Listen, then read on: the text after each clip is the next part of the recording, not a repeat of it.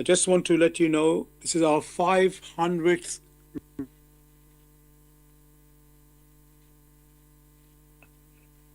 That's incredible achievement. Basically, 10 years we've been broadcasting. Oh, welcome, Gregory. I'm just letting the listeners know that today is our 500th radio show, which is an incredible achievement. And it's like 10 years almost we have been doing this show weekly. So I want to welcome you. And in fact, before I ask you something, I just want to let everybody know there's sort of lesser things going on. It's on Sunday. It was Mother's Day in the UK. Today is St. Patrick's Day, which is a patron saint of Ireland. And then the Eid ul-Fitr, which is that marks the end of Ramadan, is happening this week as well. And to top it that, we've got the spring equinox in the northern hemisphere on the 20th of March, which is Friday. So all these things are happening or have happened. So just celebrating that on top of our big event for tonight. So Gregory, as usual, I'd like to ask, how are you and how is the weather where you are? Thanks. One is fine. It is still a bit bright and warm. Warm, yes, same down here in London. It's been sunny.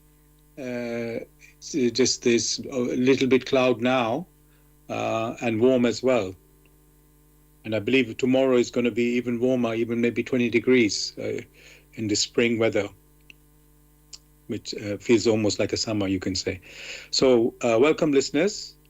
So we, as I said, this is our 500th show. The aim of the show is to introduce you to the spiritual knowledge in the light of truth, the Grail message by Aprushin. And every week we have a new topic for discussion. The topic tonight is the challenges of present day. The challenges of present day. You're welcome to join us with your questions or comments.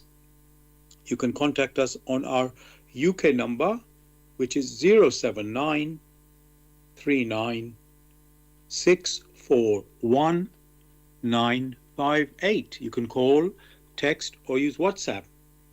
And if you're outside of UK, it is 0044 79 39 641 958. You can call, text, or use WhatsApp. And there's one other way to contact us, which is by going to the website where we are broadcasting. That is blessradio1, that's the number 1.com. If you scroll down to the bottom of the homepage, you'll see a box called Bless Chat. There you can type in any questions or comments. I'm going to begin with, what is the Grail message? The Grail message in the light of truth by Aprushin is a spiritual knowledge of life. It offers an explanation of the world, a picture of creation on the basis of natural laws. Its lectures contain valuable basic elements as a help in life, for through the knowledge mediated, the readers again brought closer to life and led back to God. The Grail message deals with important fundamental questions of life by explaining in a clear and logical way the automatic working of the laws of nature, the whole weaving of creation, allowing every process to be recognized and thereby the purpose of our whole life. It is directed at the individual and speaks to the innate experiences of the human being, their strengths and weaknesses. Thus, every reader has the opportunity to discover, through the intuitive perception, if what is stated is the truth. Combining with matter-of-fact reasoning, a complete world picture arises, where there is no separation between the visible world and the great world beyond the five senses, nor any separation between scientific and religious striving for knowledge. I'd like to give you a couple of quotes from the author of the Grail message, Abdrushin. The hearer and reader of my lectures should always work within himself, keenly probing and building bridges from one lecture to the other, as well as out into the great and small world happenings. Only then will he be able to understand the Grail message and find that it gradually shapes itself into one complete whole, without leaving any gaps. Again and again, in all the happenings, the reader will come back to the basic features. He can explain everything without having to change even one single sentence. The word of the Grail message lives so that it permits only those people who really carry the honest desire in their souls to find abundantly. All else is automatically rejected by it. For the arrogant and those who seek superficially, the message will remain the book with 7 seals. And I'd like to give you one more quote from the author.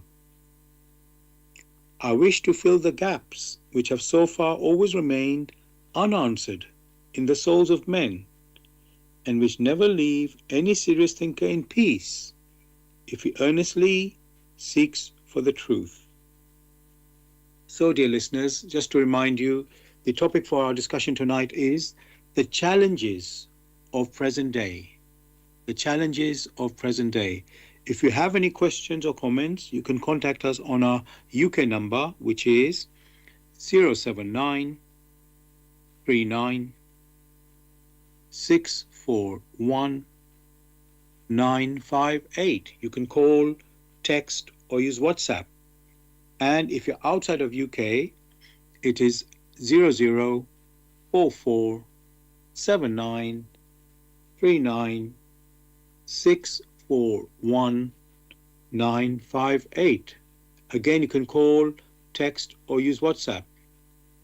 And there's one other way to contact us, which is by going to the website where we are broadcasting. That is blessradio1, that's the number 1 there, .com. If you scroll down on the home page, you'll see a box called Bless Chat. There you can type in any questions or comments. So, Gregory and listeners, as usual, I like to look up the meaning of the words in the topic in the dictionary. And the words today, the first one is challenges or challenge. So that one, I've got 2 meanings in the dictionary for me, which I found. The first one is a call to someone to participate in a competitive situation or fight to decide who is superior in terms of ability or strength. So, Gregory, how good is this definition for our discussion? Well, thanks. That definition is just too narrow, and it's not broad enough to be used as a basis for further discussion. Okay, let me try the second one. It says, again, the meaning of the word challenge, a call to prove or justify something. How good is this one, Gregory? Again, similar to the first one, this is just too personal. It doesn't give an intuitive meaning of what we wish to deal with. Yes, I'm also a bit disappointed. I thought I should have checked other sources to get a better definition. So, Gregory, I'm going to ask if you can give us a more appropriate definition for the discussion, for our discussion. Well, one will try, because you find that expression challenge is all-embracing, and it is involved with activities. When you try to understand the state of affairs of what is confronting you, that in itself is a challenge because the individual has to respond to the activities which surround him or herself. Thank you so much for that. I just want to repeat a bit what you said there. So a challenge is involved with activities, with the state of affairs which are confronting you. So, and that certainly is much better and appropriate to what we wish to talk about tonight. So thank you for that. Let me go to the next keyword is present. And again, I've got two meanings here in the dictionary. Present, it says, first one, in a particular place. And they give an example of that. A doctor must be present at the ringside. So, Gregory, what about this one? Present, being in a particular place. Now, yes, again, it's narrow. He's talking of a place, whereas what the individual must also consider is also the period, not only the place, but also the time. Okay, thank you for that. I'm going to now move to the second meaning. It says, again, the meaning of the word present, it's existing or occurring now. How's that? That is nearer. Okay, that's good. That's good. Let us finish with the last word, day. And again, I've got two meanings. First one, it says each of the 24-hour periods reckoned from one midnight to the next, into which a week, month, or year is divided, corresponding to the rotation of the Earth on its axis. What do you say to this one, Gregory? Much as it is narrow in its definition, which is very dense, at least it mentioned period. And that's, which is more like a current period. So Okay. It's acceptable, though very narrow. Right. So the second meaning, I think, is a bit better. It says a particular period of the past, an era. So I know that one says past. Why past? I thought you were talking of now. Yes. So that, again, that's the dictionary. I need to, let's say, get another source of the meanings here, because I'm also disappointed again with this meaning. That, as you said, they're narrow, and it's unbelievably narrow to what we are going to be discussing. So, okay, let us move on. I think I'm going to go past this one. I did use Google AI as well to do some research on writing the whole topic for today, the challenges of present day. But I'm not sure I'm very, how can I say, it's too earthly, let me say, what AI talks about. So I think I'm going to give it a miss. Now, let's look at this for now.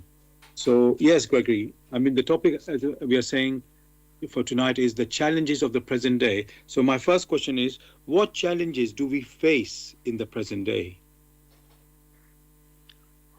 Well, thanks for that question. To consider the challenges we face in the present day, the individual must first consider the framework upon which these discussions rest and the perspective which anyone must consider.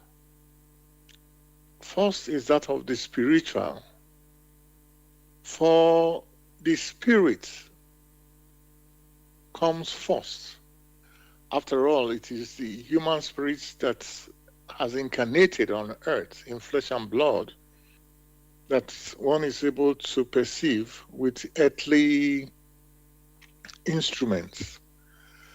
However, the discussion is not talking only about those who are presently living, but also those who have left, for it is the individual, the human personality that is being addressed. Thus, it is necessary to consider the framework upon which the human personality first incarnated here on earth. And from that standpoint, view every other thing that is happening here on earth. Therefore, the challenges which the individual should be considering will be that of the spiritual challenges which have arisen through the laws of creation, these challenges which the human personality has also contributed to. Once it is considered from that perspective, then that which has been precipitated, which is what we experience with our five senses, that becomes more understandable. Thank you very much for this answer and explanation you're giving, Gregory, about the challenges that we face today, which we should be looking from, as you say, from a spiritual perspective. Now, Gregory, of course, that is valid, and but we are also, facing this life on Earth, and there are earthly challenges there as well. And I wanted to, as you use the word perspective, let's try to put the earthly and the spiritual in their perspective so that we can see, when there are whatever challenges we face, how to deal with them really in a way, and how to look at them, especially when we're talking about the spiritual perspective. So let's talk about some of the challenges. Now, Greg, I'm going to start with some earthly things because that's probably more familiar to people, and then we'll ask for a spiritual understanding of it. So currently there's this Iran versus Israel war going on, and it's having a big impact in the whole world. And although a lot of people are looking at it from an economic point of view, rather than, let's say, moral point of view, at the moment, at least. So as I say, it's having a global impact. And people want, let's say, suddenly they're thinking, oh, things are going to be expensive, or they're going to run out of things. Because oil is a lot of things, let's say, depend on oil, which gives us the energy and to do things, provides the energies to do things. So let me start with one of those challenges now. Gregory, yes, let's say money. Let's talk about money. How important is money, Gregory? In the world we have rich and poor people, and the rich seem to have an advantage in having a comfortable life on this earth compared to obviously the poor people. How can we look at that in a spiritual way? Because the poor people seem to suffer much more in their earthly life than in the richer ones. So how can we look at that? Because some people say, oh, that's unfair. Some people, but before we do that, how can we try to understand that in a spiritual way? People having being richer, having an advantage better than the poor ones. Well, thanks for this particular question, and maybe it underscores why one stressed to consider things from a spiritual perspective rather than an earthly perspective. For when money is mentioned from a spiritual perspective, one must consider very well that when that when an individual has so much so-called resources, or what you call it, money, from a spiritual perspective, money is not used in the beyond. Money is more of an invention which has been put in place to facilitate exchange of goods and services. Whereas that's which one needs to consider is what lies behind these activities. The talk is there of war and those who have so much arms and ammunition, whatever people care to call it, and the war going on, how it affects some other people. But again, a very simple, humble way to view this war, whatever one would care to call it, is that you have a group or a set of people who, due to their own inability to understand the challenges of others, who have become envious and become jealous and are living in fear, now consider themselves to be superior to others, and they wish to dominate others. That is the basis for all this war that is going on. A war which is not supposed to be there, but has been brought into existence by human personalities, the decisions they have made. So, when you consider that, and also consider the so-called rich and the poor people, when they say the rich,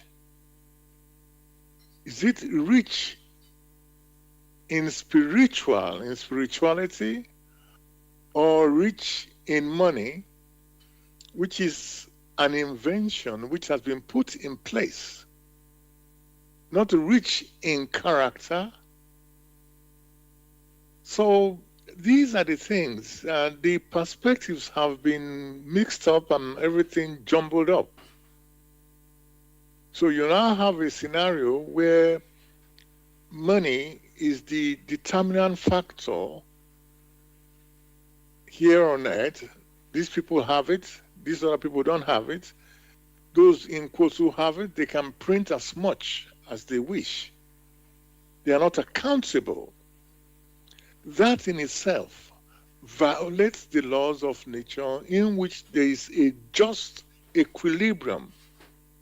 So having so-called money does not mean that people are rich. There are people who are rich in health, who are rich in character, who consider one for all and all for one, who permit others just like themselves to express their innate abilities to the help of all. These are the ones that are rich, not the ones, not printed paper, which basically can be printed by any group, can force on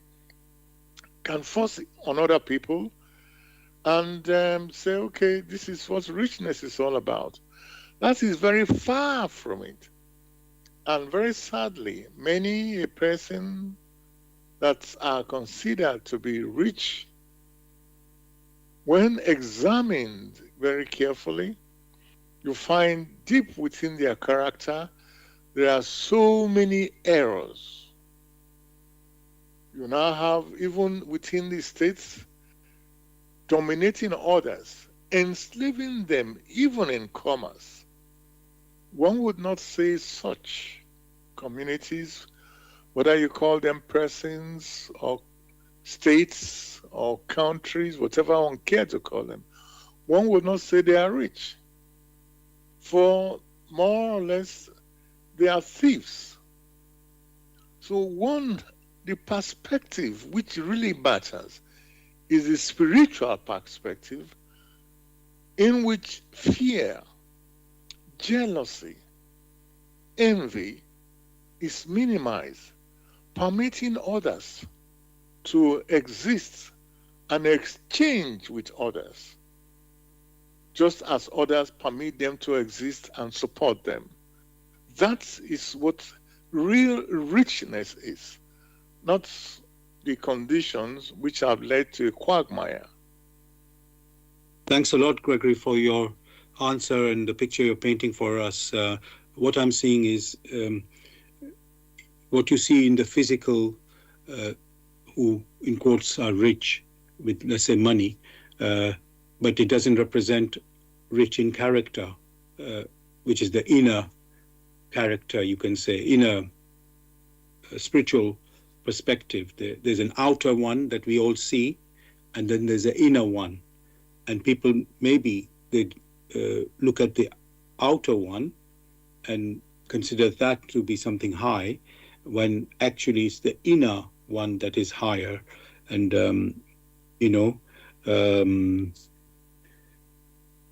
I've got something more to ask on that in a minute. But before I do that, I want to just let the listeners know that this is our the spiritual discussion program, which runs from 6 p.m. to 8 p.m. UK time.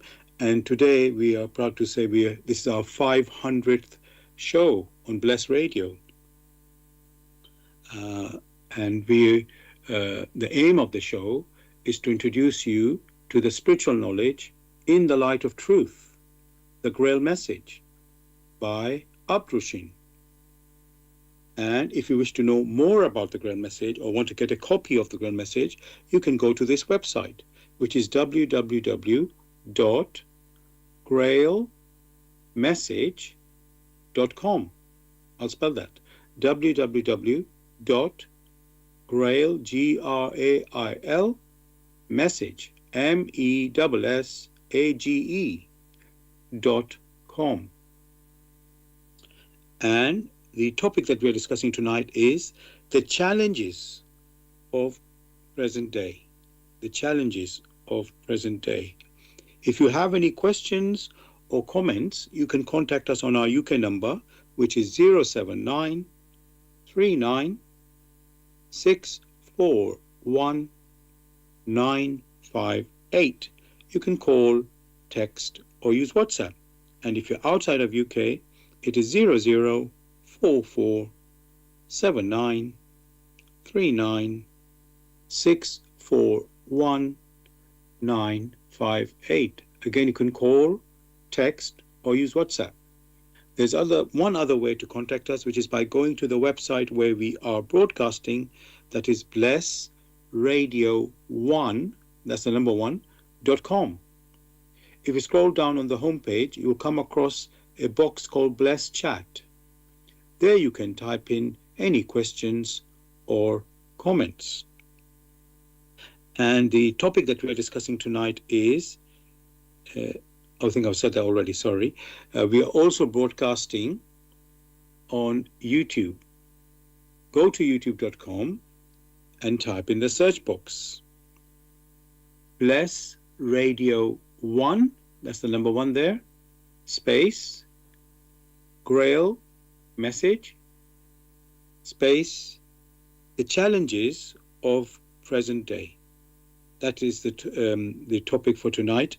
And that's you can listen live on YouTube, and then after the show, when we finish at 8 p.m. UK time, you can listen to the recording of this show also on YouTube. Again, you type the same words in the search box, which are Bless Radio 1, that's the number 1 there, space, Grail message, space, the challenges of present day. And of course, you can listen to the recording of our previous shows also on YouTube. Thirdly, we are broadcasting on Zeno, that's ZENO.FM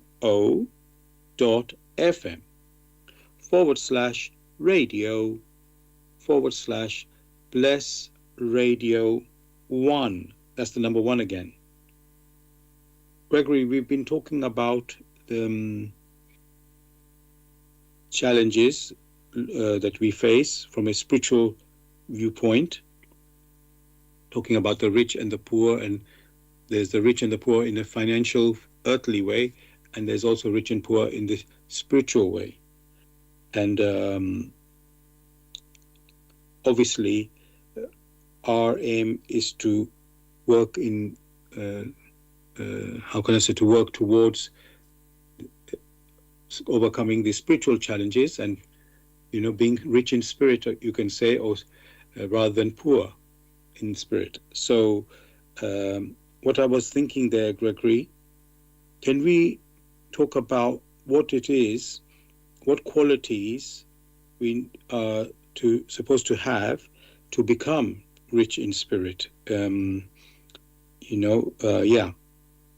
What should we know that on the earthly level, yes, people want to have a home and job and all that type of, in quote, security.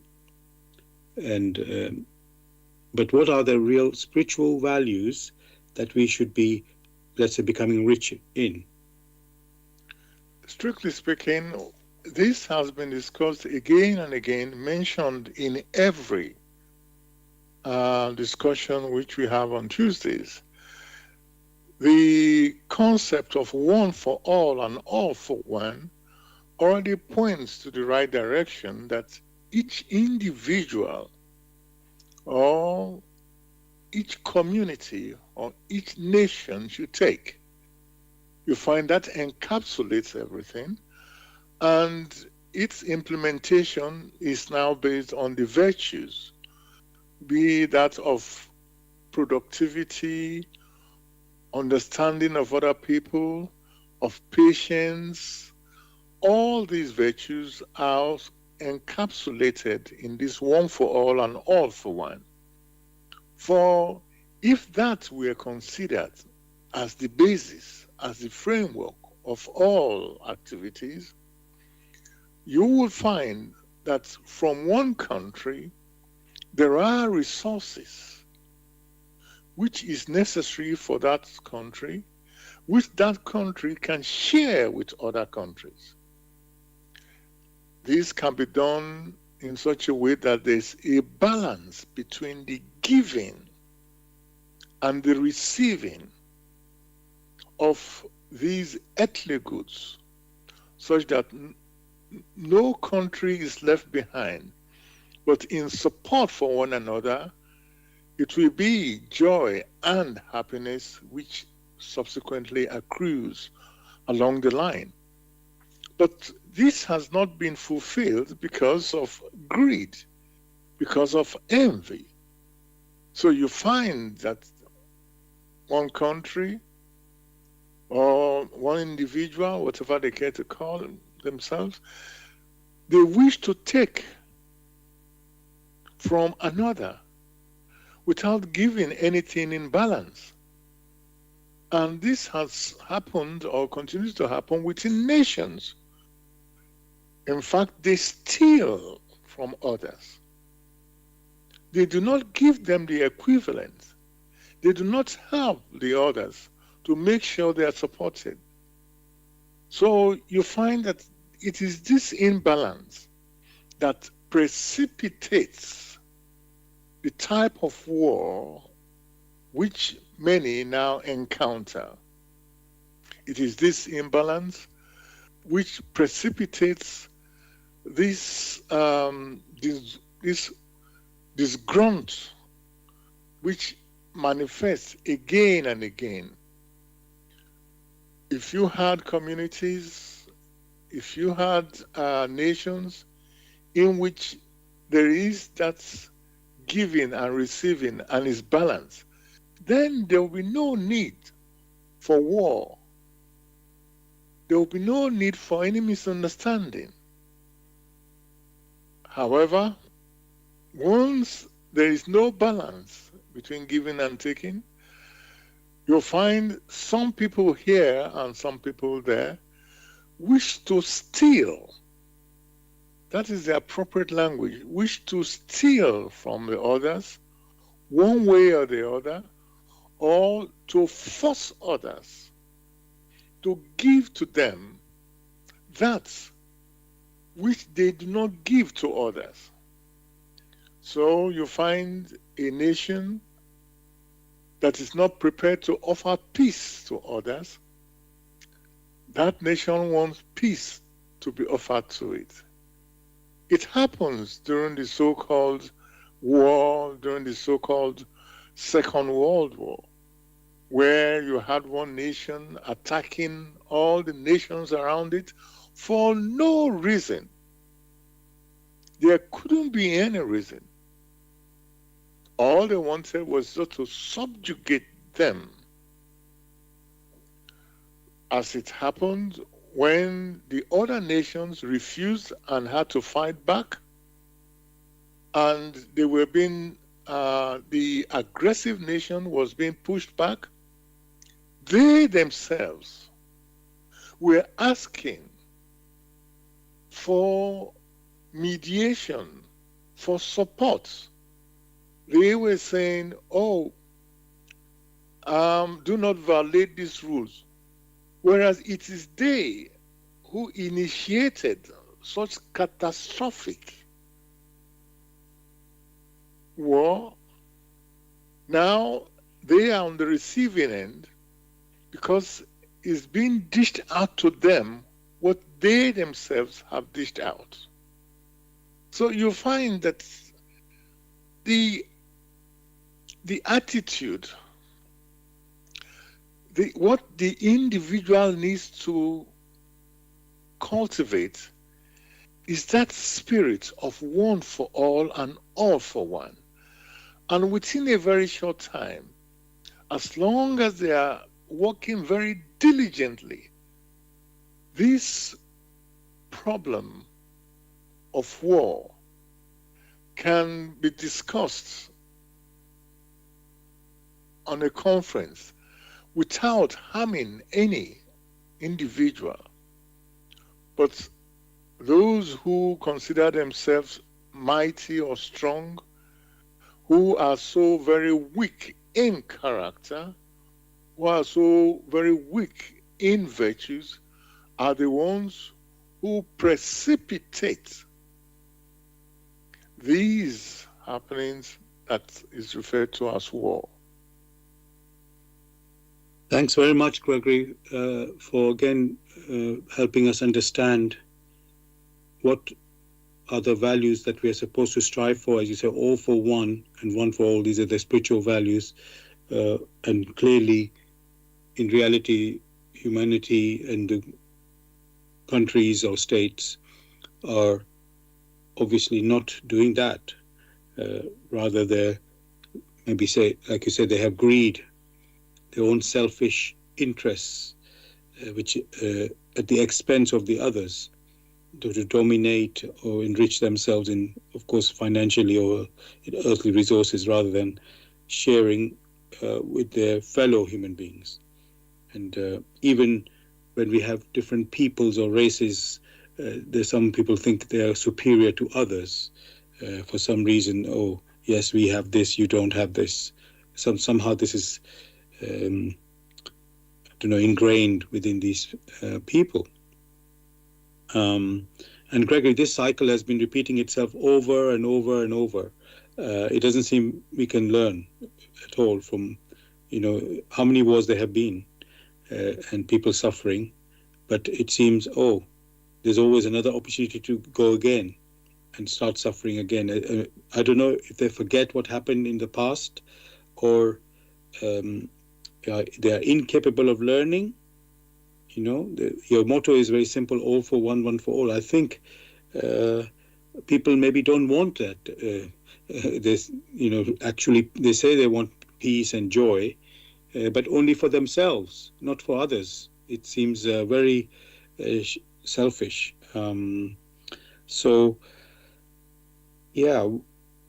Gregory, can we ever learn? It seems the cycle keeps repeating itself over and over. This vicious cycle, you can say, of despair and, never learning to be at peace. The solution lies in spiritual activities. When you have the states the state of affairs in which the human personality, which is of spirit, is indolent. It is indolent in the way that that which is spiritual, which is of upbuilding, that individual is too lazy, too spiritually indolent to engage in it. To engage in peaceful activities requires inner strength within the individual, for in dealing with others, it knows that there will be challenges, but is prepared to cope with the challenges without destroying the other human personality. Of course, for the individual, for the human personality, for the human spirit that is energetic enough, that bestirs itself enough spiritually, it will ensure that such activities have an impact on himself intellectually.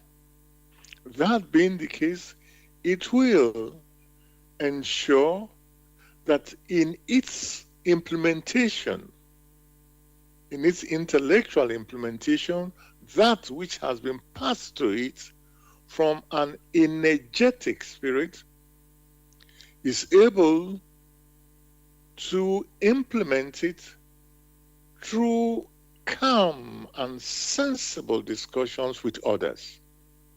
For it knows that for it to survive, for it to be able to achieve its aim and objective, which is noble, which makes a society, which makes a community viable, it needs the support of others. So as long as we say it's a community, that means it's more than one person. After all, the individual did not incarnate just like that. It came through parents, it came through others. And for continuity, it needs to live in peace and harmony with others. Harmony is not achieved by one person alone. Harmony is achieved through the cooperation with others in such a way that the activities are upbuilding in support for the structures, for the spiritual structures, and subsequently for the material structures which he put in place. That is only possible in peace. In war, you find many things are ignored. Therefore, it is possible the human personality that is determined, the human personality that is daring. For, as is well known, he or she who dares win. Thanks very much, Gregory, for that explanation you've given. What you've shown to us is that spiritual values, you must be really strong within to achieve them. And we can see that that is not how the world is. Maybe, and so you said to look for peace, real peace. That's not what the people are striving for, even if they claim they are. Because to be really at peace, you have to be peace with everyone, not just what you think is peace for yourself.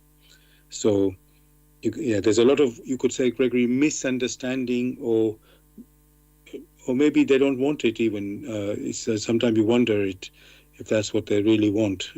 Because as I say, I keep hearing this when people, especially the leaders of the countries, talk is self-interest. Everybody talks self-interest.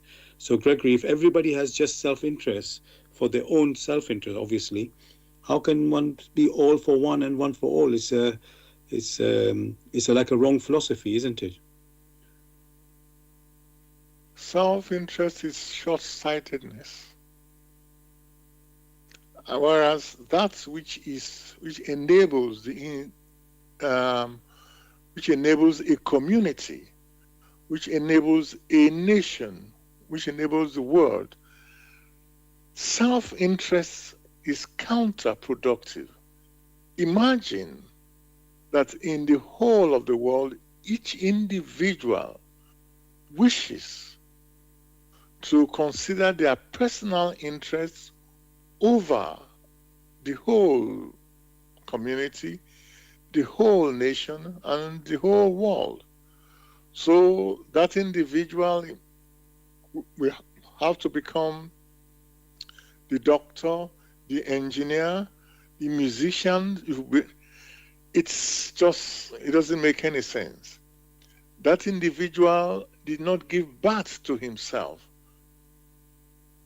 That individual, when the time comes and the individual needs to lose the physical body and pass on, that individual must be buried by others. So such selfish interest, which is so devastating, in which the individual does not understand that the basis for any community must be the unity and harmony within that community. That community could be a city, could be a village, it could be a home, it could be a nation, or it could be the whole world on earth. So selfish interest, where the individual wants only that which benefits it to the detriment of others, is already counterproductive and has already failed. The returns for harboring such selfish interest will manifest sooner rather than later. Thank you for that, Gregory. I've got another question which might sound, let's say, silly, but I will say it anyway. It says, can a country become self-reliant and independent? And can a country become self-reliant or independent and independent? That's a good question. However, such countries that they say they want to become self-reliant and independent, let us consider what happened to other countries, because it's not the only country in the world. Consider the case where you have volcanic eruption, and in that particular eruption, it carries all sorts of lava from one country to the other. Consider where you have tsunamis. A tsunami which may happen in Japan travels and strikes another country. How can they predict all this? Look at the case of COVID that started from one country. Which country has been so self-reliant and independent? The very simple example one may take, can an individual be so self-reliant and independent when that individual breathes in the air which is common to all and subsequently breathes out? It means there must be an exchange.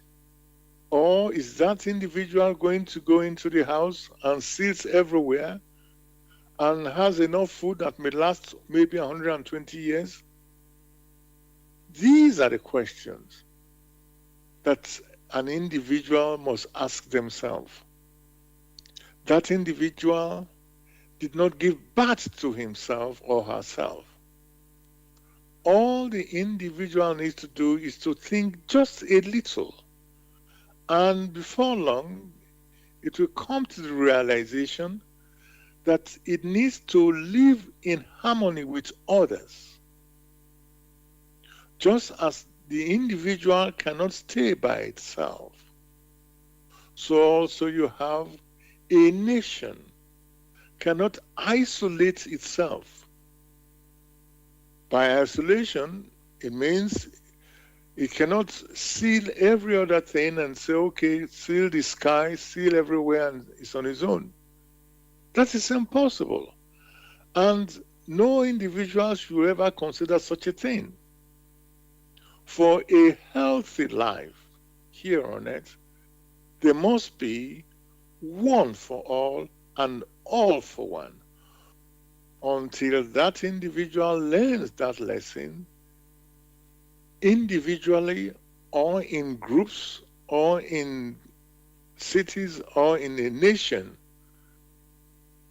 and generally on earth in general, you will find that that individual cannot make any progress. Thanks very much, Gregory, again for this answer. I want to look at another aspect of life. I know we're talking about spiritual values and let's say the wisdom of the spiritual wisdom. But so we talked about money, rich and poor, and we said it should be looking from the spiritual point of being rich, spiritually rich, rather than spiritually poor. Another thing that I would like to look at is the suffering people go through, whether it's a disease or whether it's lack of food or security. I know it can be linked to not health so much can be linked to money, but being suffering in terms of resources could be the lack of money involved. But what I want to really look at is the how we should how can I say, what attitude we should have when we suffer in terms of, let's say, illness or the lack of resources, where maybe you're not able to eat or not have a secure place to live and things like that, which many people suffer in many parts of the world. It's a good problem, even in the West, where supposedly they are well off. There's this food, cost of living crisis, and people are suffering that. So I know it's related to financial, but there's a consequence in terms of the well-being of the person, where it brings your mood down, it brings your confidence down. All these things are brought down, and if it's an illness, you're feeling pain as well on top of that. And so, Gregory, how, from a spiritual point of view, because that's what we are saying we should be, when we go through that, do we just take it, this is karma that we are suffering from the past, we have done something wrong, and so we should just accept this suffering as a punishment or consequence of what is happening, this is why we're going through the suffering? Or should we have, because that, as I said, brings you down, which it doesn't help you to, it might make you want to survive and might fight, but it's still, the experience is not very, how can I say, I can't use the word joyful, obviously, but it's very sad and down. So how can we face that, Gregory? Because the aim is to become, live in happiness and in peace. But this type of experience, it makes you the opposite of that. So what can we, I don't mean how to cure it as such, but how can we go through that experience, which brings you, rather than bringing you down? As with everything, you find that the human personality encounters challenges That challenges could be challenges of the physical health, could be challenges that are financial challenges. There are so many challenges. Some are spiritual challenges, but these are challenges. The question is, how must the individual respond to these challenges? Just as the individual must respond to any scenario, for many, their first question, how did I arrive at this particular scenario? And in knowing where you're coming from, that has precipitated to this particular scenario, then that calls for deeper reflection, not only intellectual calculation, but deeper spiritual reflection, first to learn, internalize the spiritual imports from that scenario in which it is currently in, to take it in and to learn to adjust oneself such that such a scenario which it has now found to be unpleasant, it will strive in such a way as to avoid it. For once the individual has come to understand the spiritual significance of a particular scenario, which scenario turns out to be unpleasant, then that acts like a trigger for it to improve itself, not only spiritually, but also in its health and also most likely financially. And this can be achieved very simply in humble steps. You cannot just imagine that, oh, I'm hungry today. Tomorrow I'm going to have a farm which is bigger than all the farms of others. There is nothing wrong with working for others in order to learn through such very simple and humble activities how to adjust oneself. The same thing happens to one's health. He or she who does not exercise himself or herself, or who does not take care of little things which may precipitate to be something catastrophic, such a person has not been on the alert. Such a person has not been vigilant. In vigilance and alertness alone, you will find that individual will come to understand many a thing and know how to articulate these things that will bring it benefits spiritually, benefits intellectually, and benefits in deeds. In that process, it will also learn to cooperate with others in humility, not in arrogance. Thank you very much, Gregory, again for answering this question about how we should face challenges from a spiritual point, and which is, spiritual is meant to be uplifting. So whatever the difficulty that we face, that the spiritual way of thinking or perspective is always, I don't want to use the word positive, but always uplifting.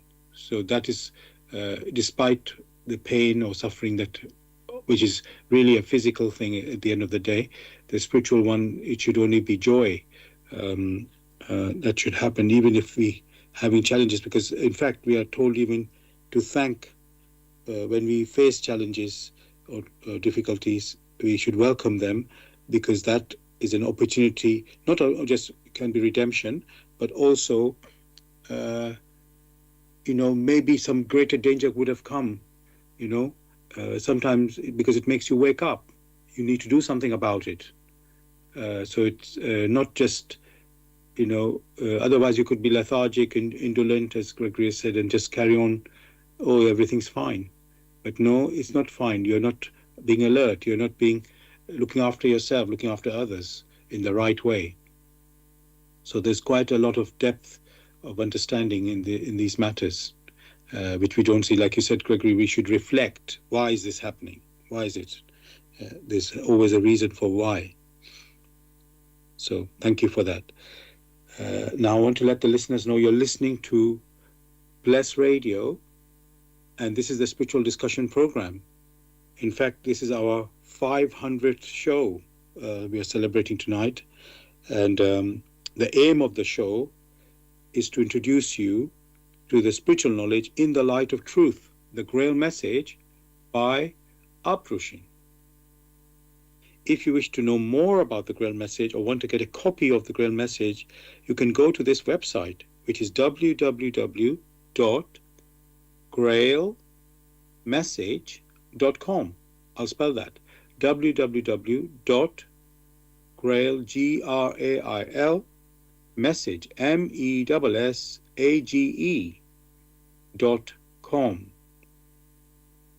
And the topic that we're discussing tonight is the challenges of present day.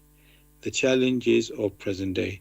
If you have any questions or comments, you can contact us on our UK number, which is 079 39 641 958. You can call, text, or use WhatsApp. And if you're outside of UK, it is 0044 79 39 641 958. Again, you can call, text, or use WhatsApp.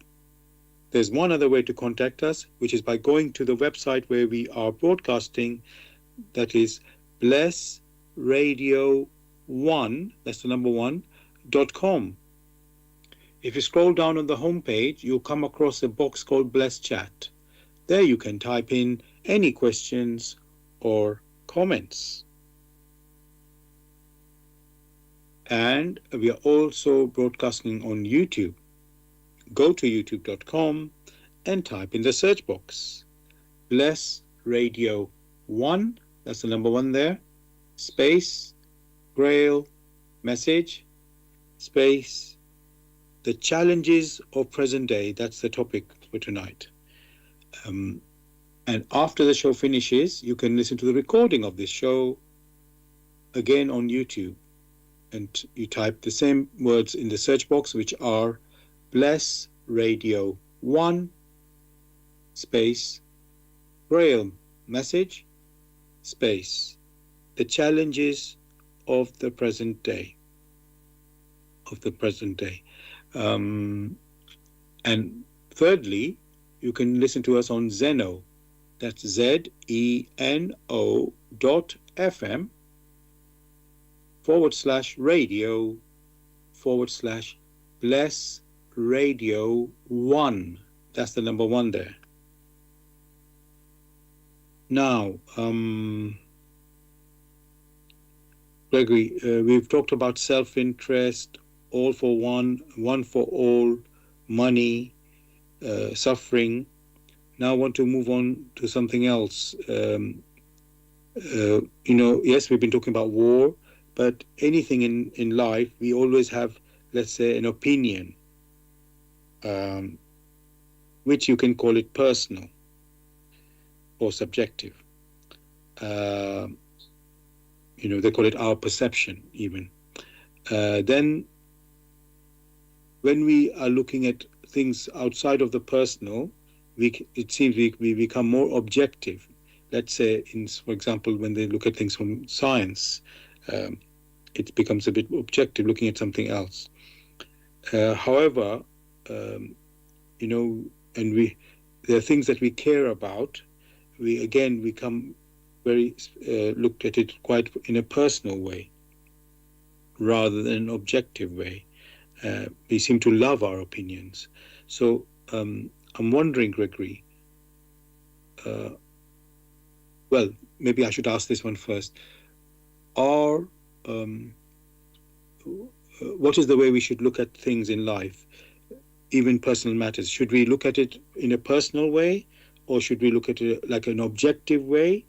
Yeah, how should we look at things in our life, personal things, in a personal way, um, or in a purely objective way?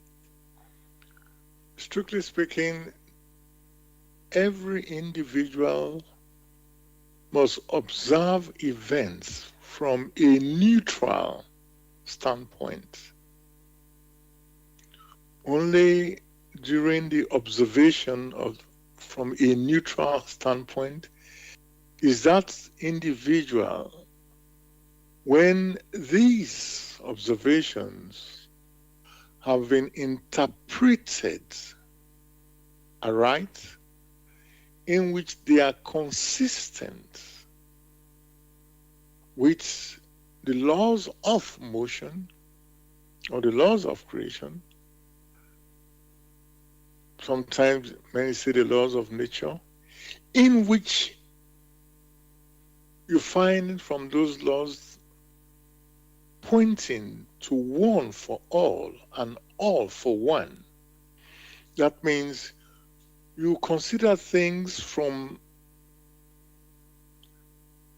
your standpoint and also consider things from the other standpoint and compare them as being you are a neutral person. Then the individual would have gained much. Because from a neutral standpoint, looking at the challenges from the left and looking at the challenges from the right and see the impact they have not only on the individual but also on the other individual, in quotes, thy neighbor, just as he himself wants that which is concerned with his well-being, with his ability to adjust, just as he himself is concerned with his well-being and welfare. He must also consider the well-being and welfare of the other. Then the individual, before long, will come to see that with such thoughts, which are healthy, all that is unharmonious within the society will be minimized. Not saying wiped out completely, for others must also engage with it. If, however, you look at things from your own perspective only, without understanding the impact it may have on society, on others, on the environment, if you consider things from your own perspective only, in which the individual is, say, a miserable human personality, the environment, the ethereal environment, even the physical environment, not to talk about the spiritual environment, which the individual has cultivated and continues to cultivate, such environment will only attract what is similar to it. That means the individual becomes sullen, dissatisfied. Such an individual will not have people who will be genuine individuals who will come close to them. Therefore, he or she who strives after that which is good and beneficial, or he or she who wants that which is good and beneficial, must first be the seed, must be the seed that is good to be able to attract that which is good and beneficial to itself. Else, it will remain like a stranger to the activities and to all others who are in creation. It is not as challenging, it's not as difficult as many make it to be. The difficulty only comes because the individual is not humble enough to make changes within their known environment, or they wish to remain as they are, like you said, self-complacent. Whereas for those who wish to make progress, they must be prepared to investigate again and again, not giving up. That means they must cultivate that vigilance and alertness. Thanks a lot, Gregory, for this. Again, the picture you painted for us with regards to, looking at things in an objective or neutral way, as you say, which gives you a clarity. Because, as you say, if you only look from your side, it means you're ignoring the other side, which, of course, you're not living in this world on your own. There's other people there. So how can you just think only for yourself? You have to. You do something, there will be consequence. They do something, there will be a consequence. So it always will come together somewhere. We are not living on our own, as I said. So it's but it seems we seem to have this tendency to being so selfish. Now,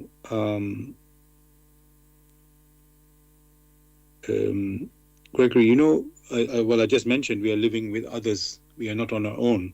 So let's talk about, again, similar to this things happening in this world today, in this Iran versus US and Israel war.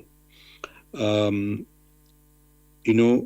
the moment, the two sides are being very uncompromising or intolerant. With it looks like they don't want any discussion, to stop the war. They would just carry on. Which of course will only result in more casualties and trouble for everybody. Now, another aspect of this, Gregory, it's not the only war, of course. There's Ukraine, Russia, another big one happening, and other countries going through civil war and so on. Anyway, what I want to talk about, Gregory, is working with people who you don't respect. When I say don't respect, meaning that there are countries with having different values than you, and you still trade with them. As you said, Gregory, they may have some things that you need, and vice versa. They also need something from you. So you trade with them even if you don't have the same values. And then, let's say there's a war or something becomes not tolerable anymore, and you start putting, one country starts putting sanction on the other one. But something very interesting is happening in this current war, where there are already sanctions on Iran, for example. But now with this war, the whole world, those who are dependent on oil, which is pretty much everybody, and 20% of the oil goes through this Strait of Hormuz next to Iran, that is now shut down. So ships are not able to get through, and now the whole world needs this oil, are suffering. So then as I say, I'm going back to the sanctions. So something finally has happened. So there's another war I mentioned about Russia and Ukraine. Well, Russia also has oil, and at the moment it is under sanction, but the US said, we will temporarily take away the sanction for oil, Russia selling its oil for 1 month at least, because they want the oil price to come down. So, Gregory, when you look at all these things, the question comes that, uh, you somebody you don't agree with, you put sanction, and then later you realize, I need to survive, and maybe the sanction I need to put it off for a while. So you start wondering, Gregory, how do you treat your I don't want to use the word enemy, but people you don't agree with who are intolerable for you, and you put sanction with them, and then later you have to say, oh no, I need to survive myself, so I can't do that sanction now. So what do we do, Gregory, in this situation with people in quotes where we don't tolerate or don't have respect for them, or countries, I should say? Strictly speaking, though it's not the purpose of this discussion to go into some of these very selfish manifestations of nations, one may only advise that no nation is self-sufficient in all that it may need, and that the only way forward is one for all and all for one. One thing must be very clear from your observations. That is, it is not right, seeing what is happening currently, to assume that many a person who is discussing, who runs nations, and that such a person is very well. There are scenarios, the health of an individual is not measured alone through the health of his physical body. The mental capacity must also be considered. In that case, you will find that there are many a person who are possessed of specific ideas, possessed in the sense that another personality in the beyond is able to influence that individual who is in control of a nation to precipitate catastrophic decisions.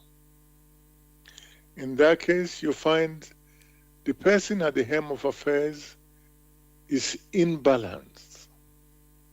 Therefore, you will find, like people say, these are mad people, they act before they reflect, if they reflect at all, and they expect others to do the same.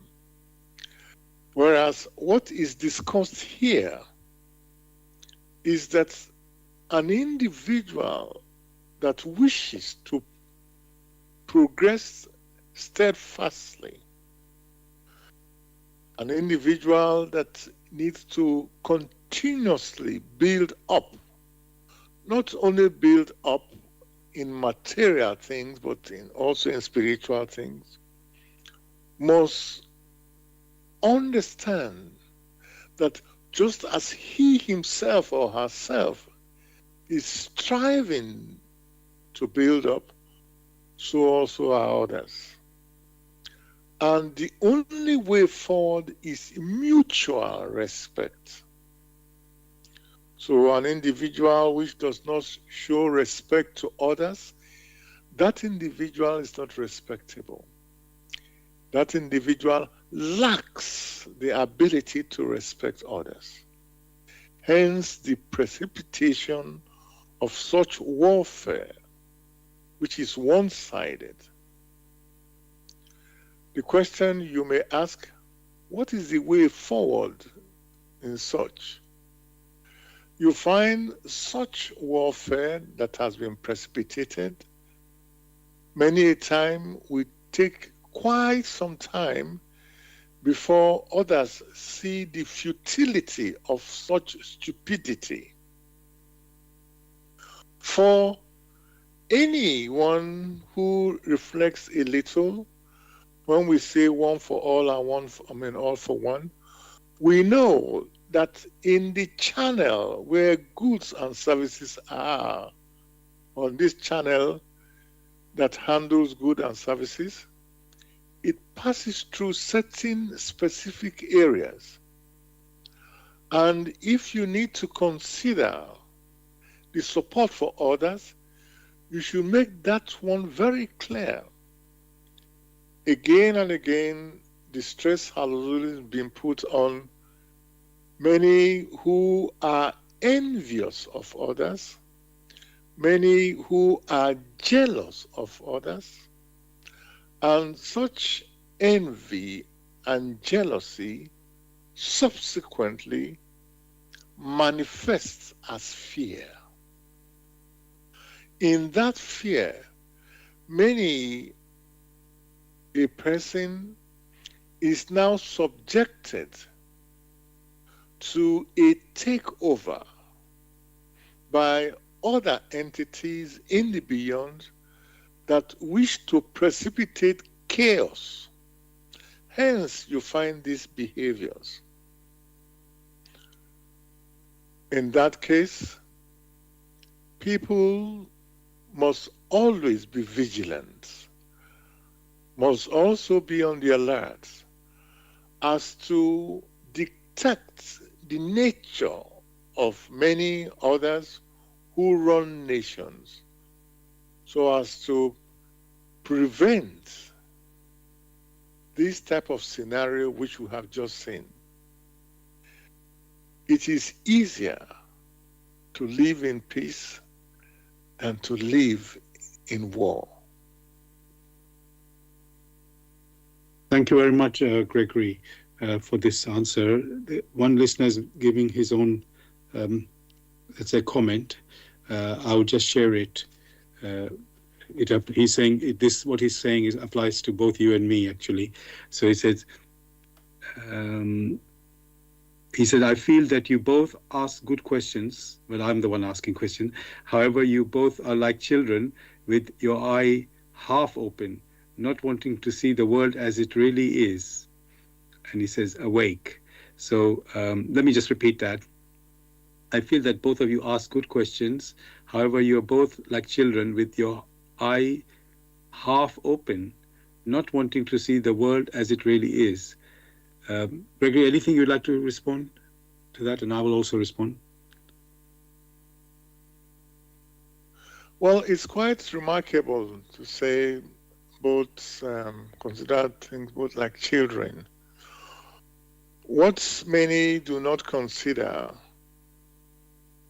is the framework upon which that which is beneficial must be considered. They wish to see things in complexity. And having fallen into complexity and incomprehensibles, they fall in war. Of course, there must be war. But the war that there must be is not the destruction of the other personality. There must be war on our personal weaknesses. In declaring war on our personal weaknesses, the individual tends to improve itself in respect not only for himself but also for others. It tries to secure itself in strength. It is the one who is weak who declares war on others. That person who is strong does not declare war on others, because he or she has enough strength for self-control. Now you must look at the warring parties. Who are the ones that have full self-control of themselves? These are the questions individuals must ask themselves. It is not difficult nowadays to produce the so-called H bomb or atomic bomb and throw it to annihilate other people. Oh, it's the easiest thing. Secondary school students granted access to uranium can always build that which is destructive, can always build bombs. Of course they can always even look at the gliders that you throw around and push it somewhere else. They can always do that to destroy others. But is that discipline? That is not strength. Therefore, if many look at the missiles which they are able to use to decimate others, decimate women and children, and call that strength, then they have missed the boat. For there will be returns. You must ask yourself, how do people make amends? To be more practical, look at what happens not in the Middle East now, but in Vietnam. After so much devastation, what then happened? Look at what happened during the Second World War, when the so-called Führer decimated everyone around for no just cause, because he thought he knew better. They were the noble people, others were supposed to be slaves. The rest is history. I must here stress what the challenge is. That which you yourself have suffered as a human personality in the hands of others, that you register within the collective intuition, and thereafter ensure that that which you have suffered from the hands of others, you do not ever inflict it on others.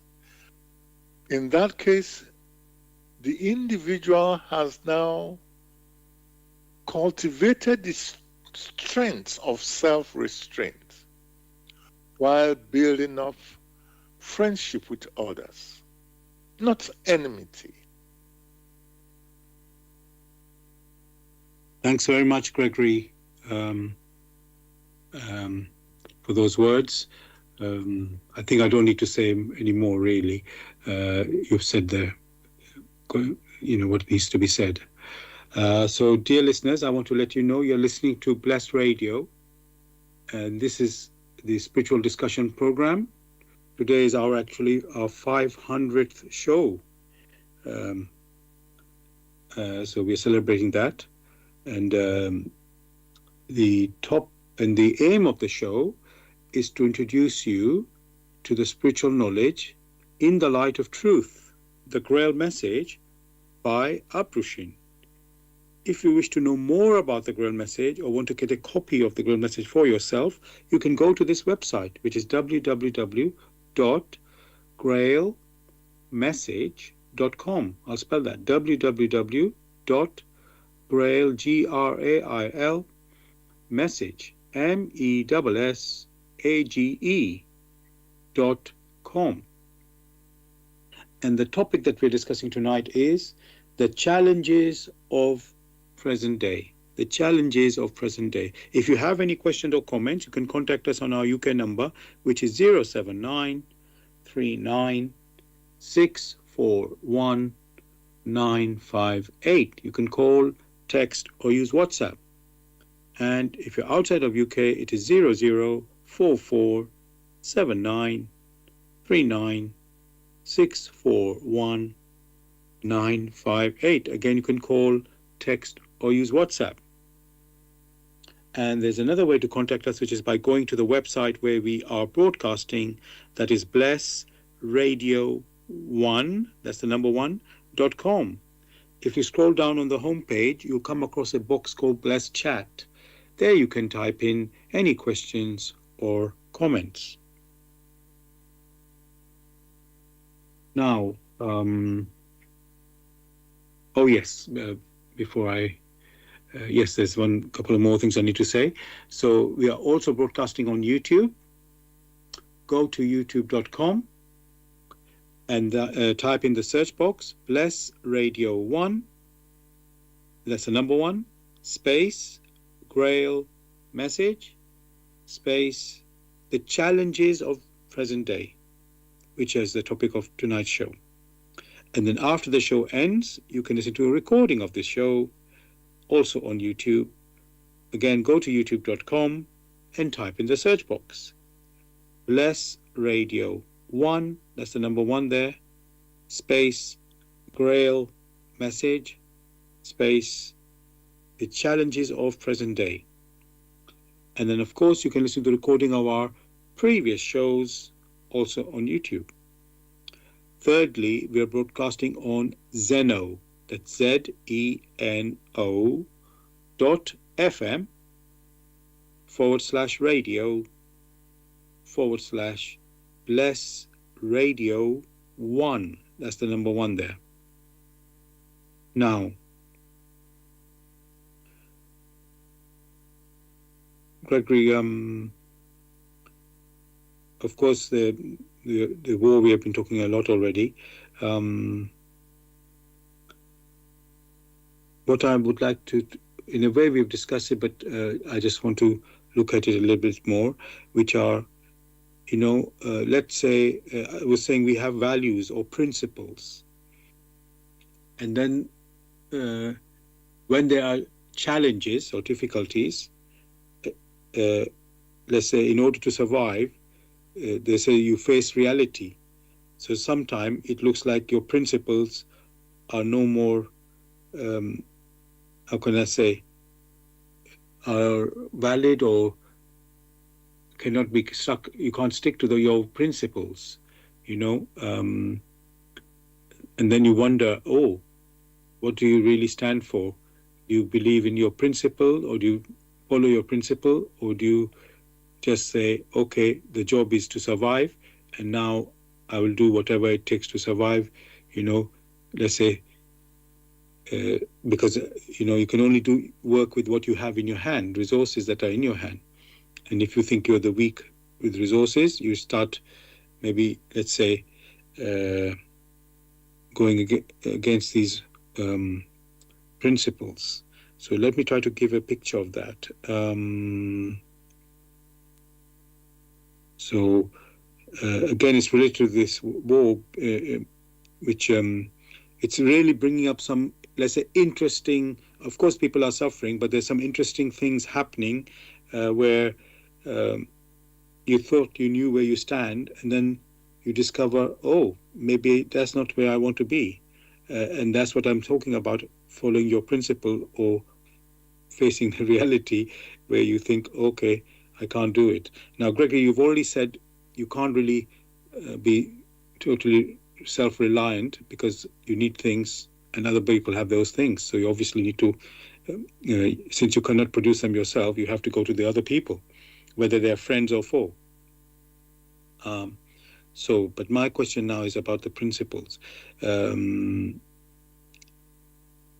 example I want to use is, let's for example, I know it's one specific type, but you can look at other things. So let's say Britain is supposed to be ally of USA, and then USA says, but Britain doesn't want to be part of, let's say, this particular war that is happening, but USA is saying, no, we need you to join us, to support us.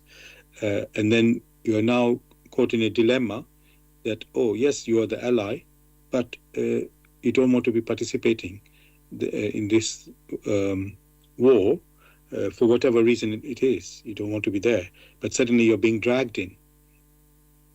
So, Gregory, how are we meant to, let's say, stick by the principle, whatever principle we have, and not be dragged or to break those principles for the sake of, let's say, survival or whatever the reality happens to be. And this doesn't apply, of course, only to this scenario I'm giving. It's in lots of scenarios, but this one particular one, I'm just using that as an example. So, Gregory, should you always stand by your principle, or is it time there are exceptions to the rule, as they say? When you started, you talked of belief. They believe in their principles. But belief is not conviction. That is the first part. Secondly, the one for all and all for one, upon which the so-called cooperation stands, only stressed when you are attacked. You need to defend yourself. And in defending yourself, you can call in those people who stand very closely for one for all and all for one. Those people you called allies. It did not say that you yourself must go out arbitrarily attacking others and expect us to join you to attack others. For just as you are attacking others in an arbitrary manner, you might also attack us and expect us to support you to attack us. So it becomes an absurdity.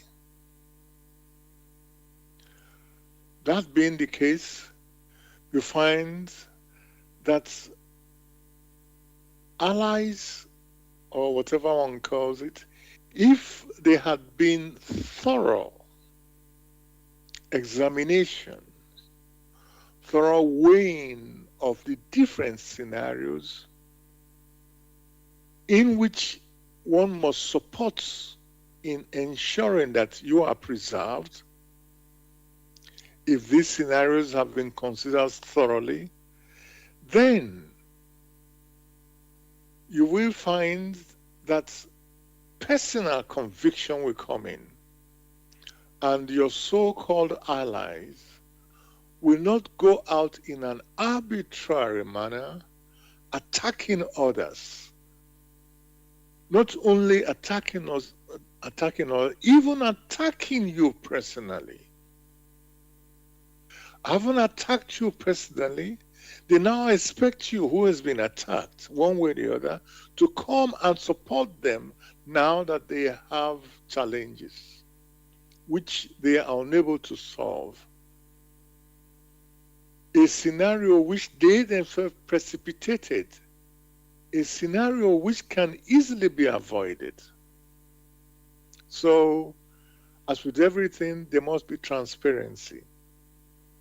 So for an individual that has a framework of one for all and all for one, and is able to unite with others in order to preserve them,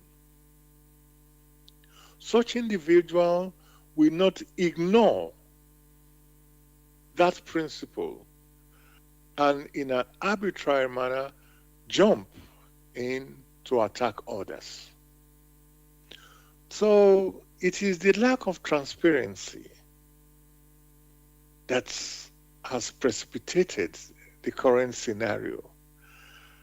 How can you on your own attack every other nation, attack the nations that are closest to you, and you now run into problem? You expect these same nations you have attacked through what they call tariffs, and some verbally, some also militarily. All these are attacks.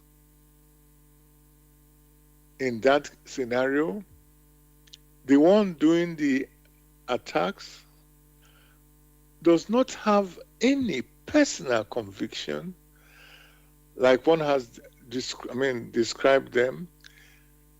Their behavior is as if they are possessed, and they are best kept in lunatic asylum.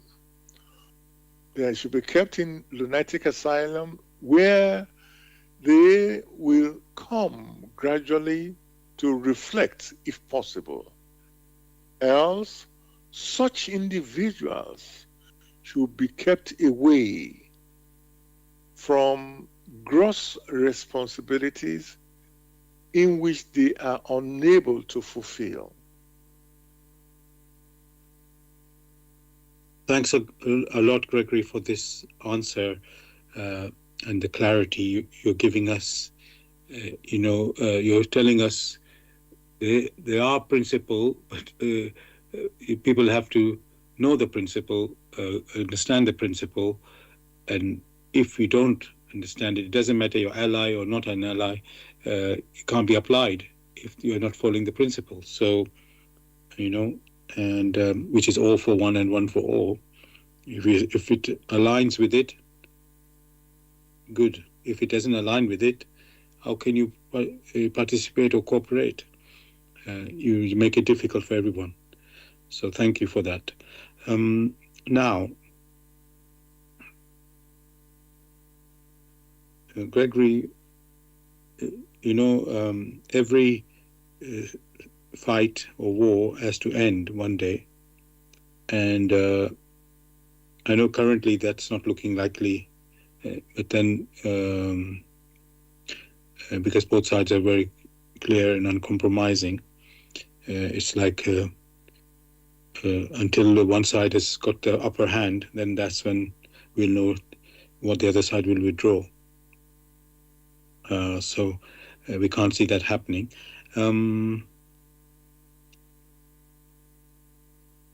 Let me see, what can I say? Well, I was going to ask about, should one fight, because you just talked about conviction there, Gregory. And if, let's say, you have a conviction and you're fighting, because at the moment, as I say, negotiation is not going to happen the way things are, should you continue to fight till the end because of your conviction? And then obviously the peace talk will happen after that, So, Gregory, so what are you saying, that we should always stand by our conviction? If we think that is what we're doing is just or right, we just continue that way. The individual must always protect itself, must always resist any aggression that tends to wipe it out. It is a natural protection for the individual to resist. That resistance, the form it takes, varies. It could be form of diplomacy, and if things have collapsed to such an extent where others that are involved, when others decide to go to arms, then it is the right of that individual or group of individuals or nations to defend themselves. Not only defend themselves passively, but to defend themselves actively. So discussions like this does not say that one should become like a sheep. No. For vigilance, for alertness, and applying all the wisdom that the individual has, or the nation or the group has, that has to come into the equation. So the only way in moving forward is that of vigilance, in preparation, in being alert, knowing fully well the neighbors one has, not only the nearest neighbors, but neighbors that are far away. For only in such a way will others become careful when they know that you yourself will resist and resist vehemently. One might consider the case that's happening within two nations in Europe, in which the first one thought they had all the might, and the aggressor promised just a few days or a few weeks. Now it's been years. Do not underestimate any human personality, for when driven to the wall, that human personality is able to use much that is within its command to defend itself.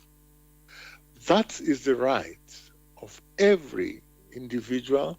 That is the right of every group or of every nation.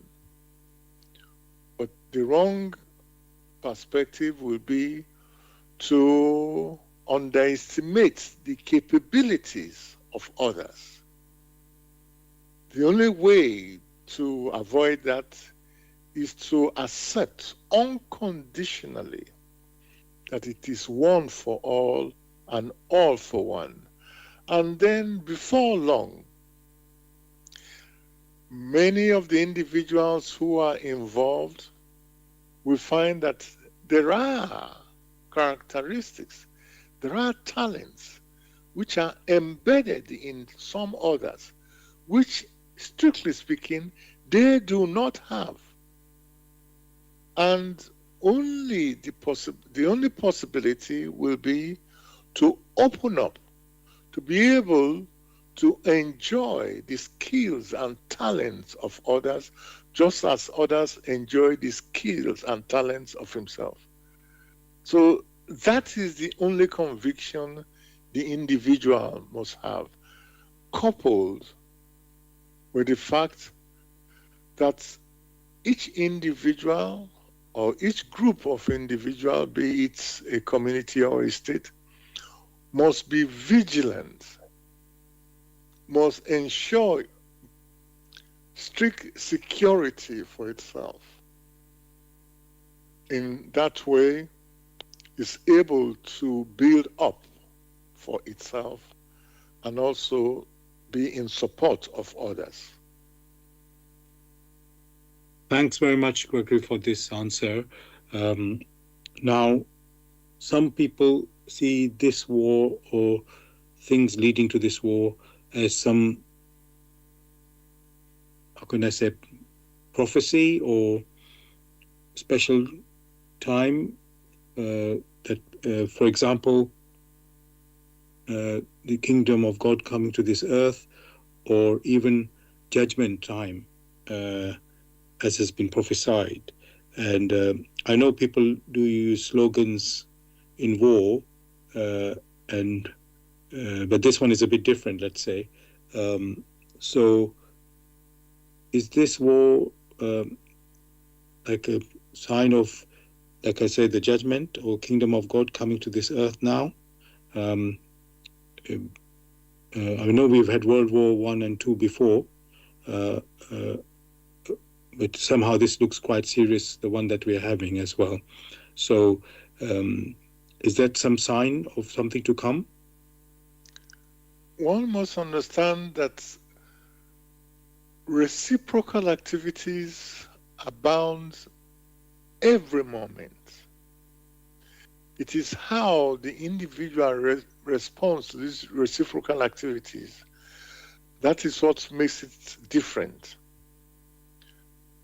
The reciprocal activities in which confusion and warfare, such as you yourself mentioned, abound, those ones can easily be perceived by those who are more open through their intuition, through their blood radiations. Why? because you find that people have sown seeds, since seeds of jealousy, of hatred, of wickedness.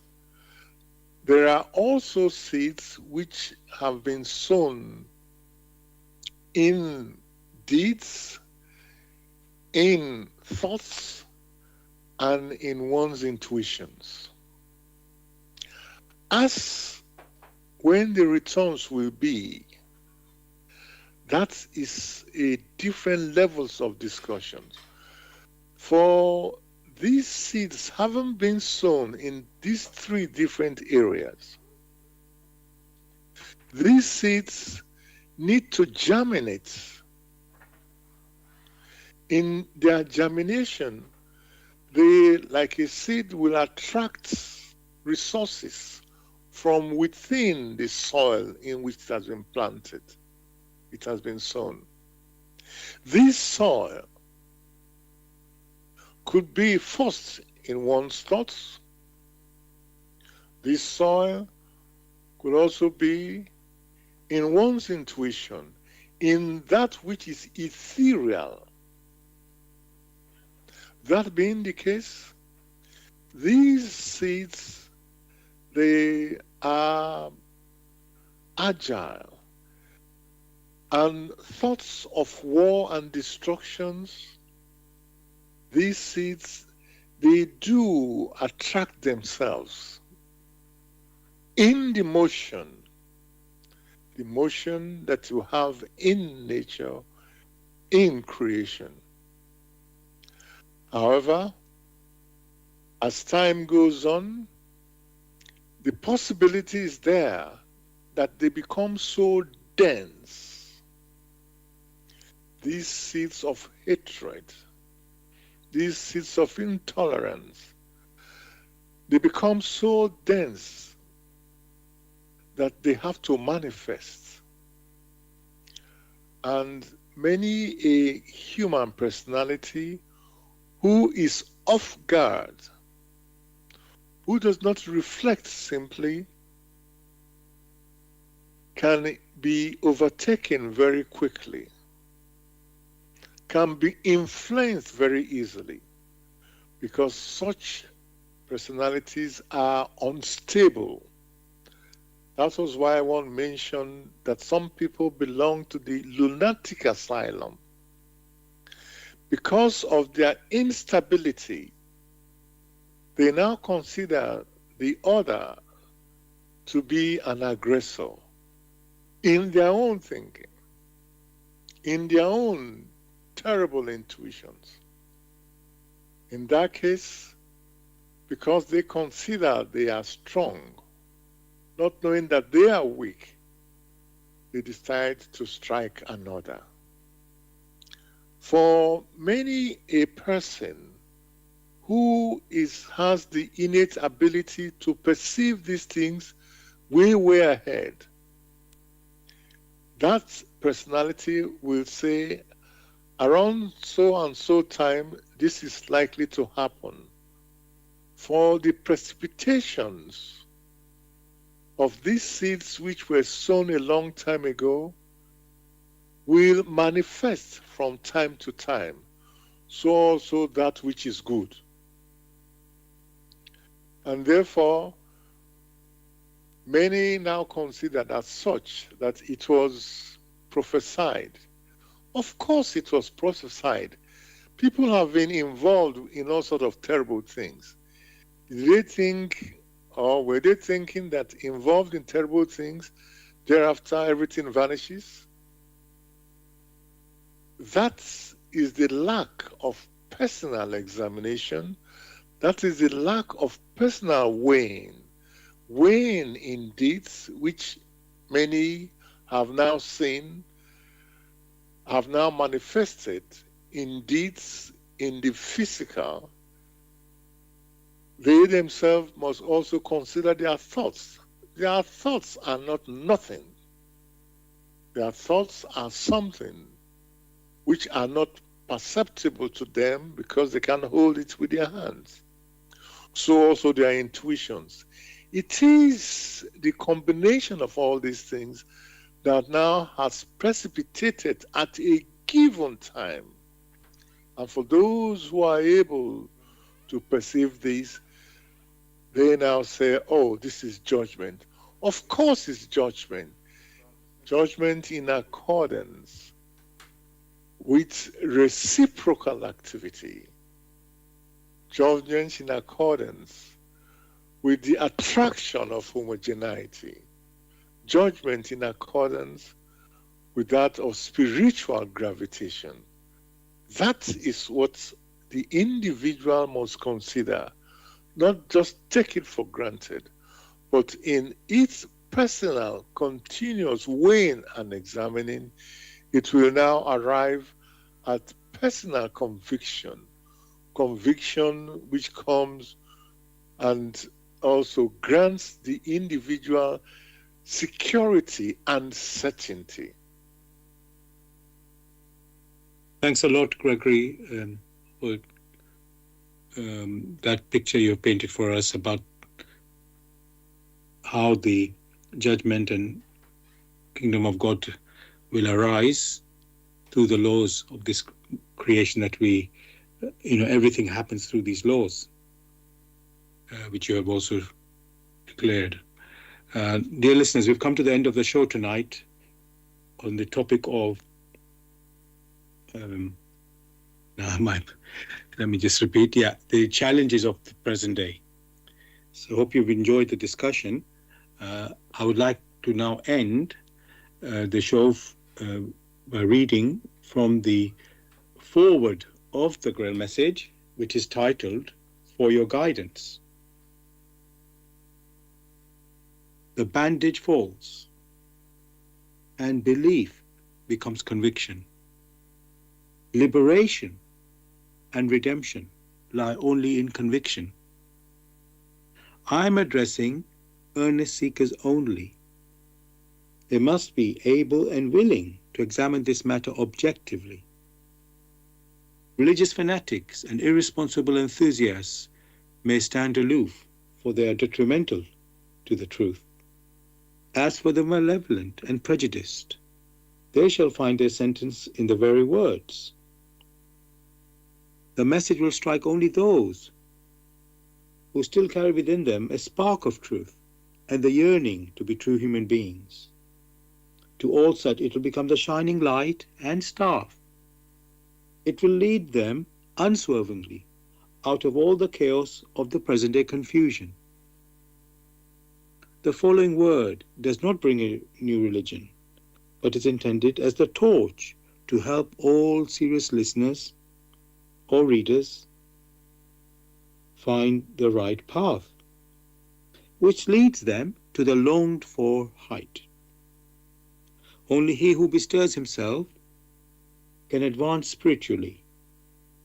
The fool who uses extraneous aid for this in the form of ready-made opinions of others only walks his path as if on crutches, while ignoring his own healthy limbs. But the moment he boldly uses all the abilities which lie dormant within him, awaiting his call to help in his ascent, he is employing the talent entrusted to him in accordance with his Creator's will, and will easily overcome all obstacles that seek to divert him.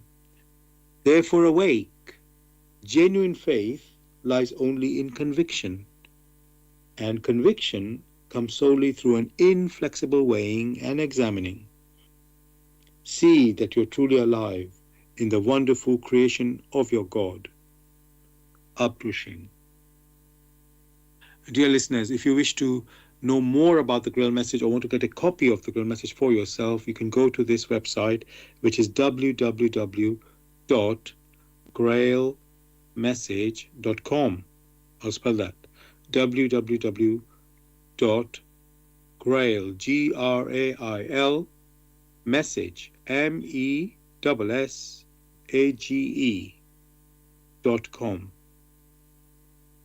Gregory, is there anything that you'd like to say to the listeners to say goodbye?